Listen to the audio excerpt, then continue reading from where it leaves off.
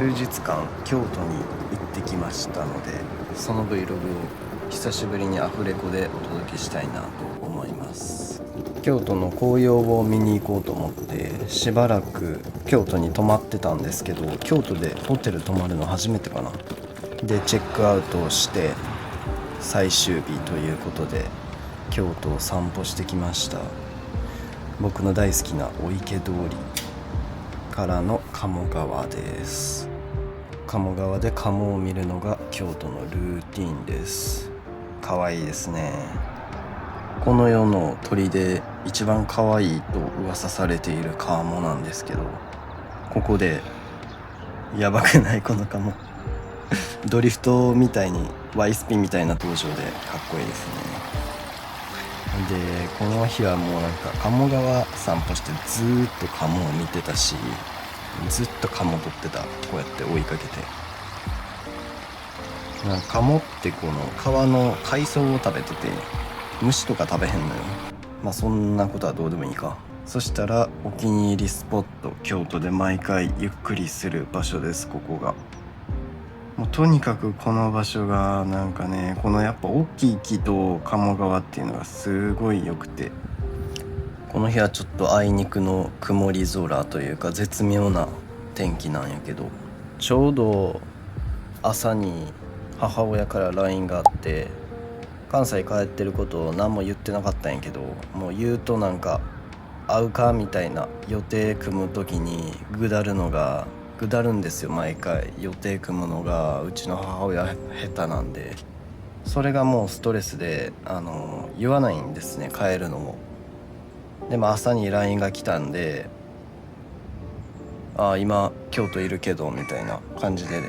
LINE 送ったら、ちょうど時間も空いてたし、京都いるでって送ったんですけど、それでお昼ご飯食べに行くかみたいな話になって、いやでもモーニング食べたばっかやし、まだちょっと腹減ってないし、鴨川でもゆっくりしたいなと思って、ちょっとゆっくりしてからにしようって言って今ゆっくりしてるんですけど、もう久しぶりの京都でいろんな感情がこう蘇ったりして、とても穏やかな気持ちでいたわけ。この時もう最高みたいな久しぶりの京都。もうストレスも何もないし、もう鴨も見て時間も忘れられる。もう早起きして鴨川散歩なんてもう最高って思ってたんやけど、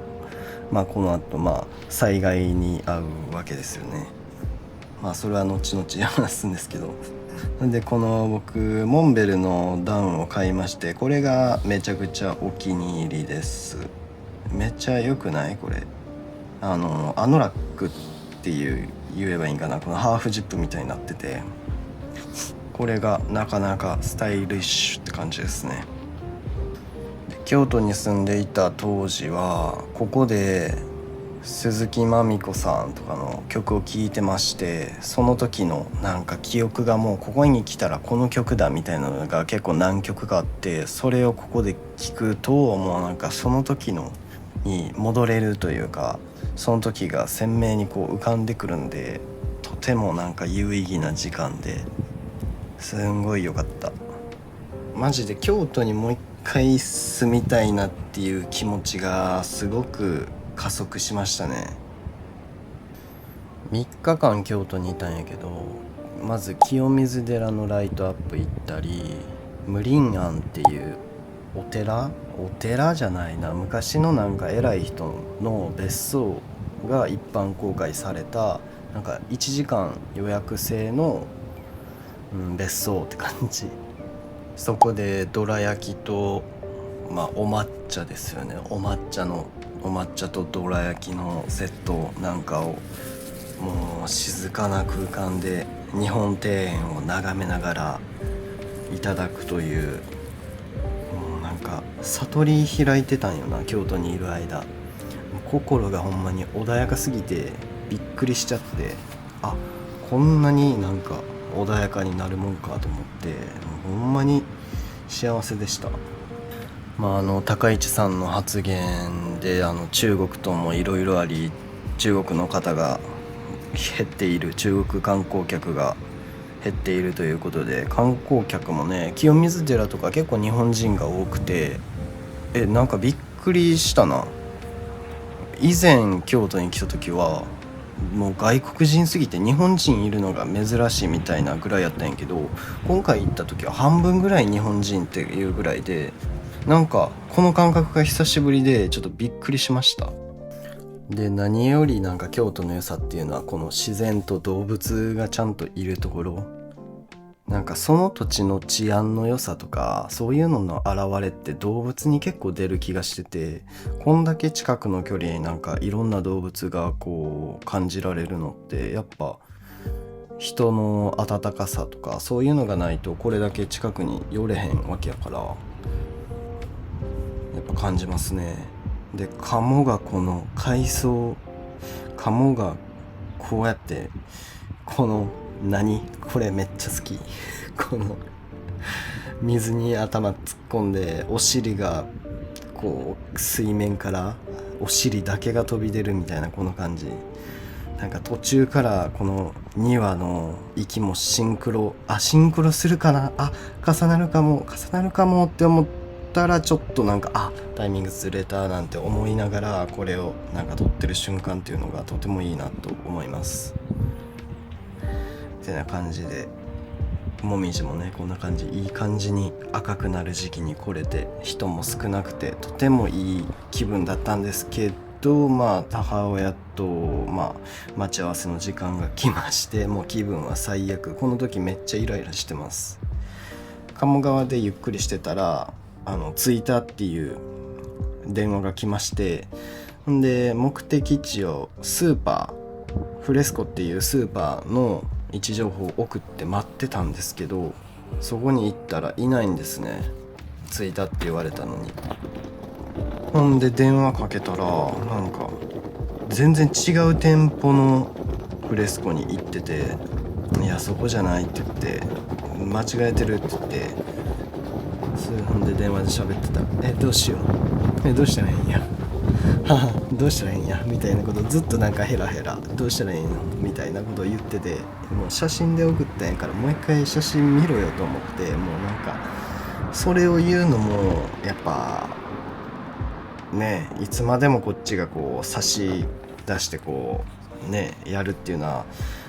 誰かの成長を止めることにもなりますから、もう疲れるし自分の機嫌も守りたいなと思ってもあえて何も言わなかったんですね。ほんで次この黒い車が母親の車やったっぽいんですけど、なんとか合流して、もう久しぶりに LINE でブチギレ、ちゃんと画像見ろやってもう暴言ですよね。こんな暴言を吐く大人になりたくはなかったんですけど、もう仕方ないですね仕方ないです。ミセス好きなの？なんで？前から好き。歌が好きだ。この人は好きなんじゃない。歌がええだけへえ。車でミセスのライブ映像が流れてたんで、ミセス好きなんて聞いたら、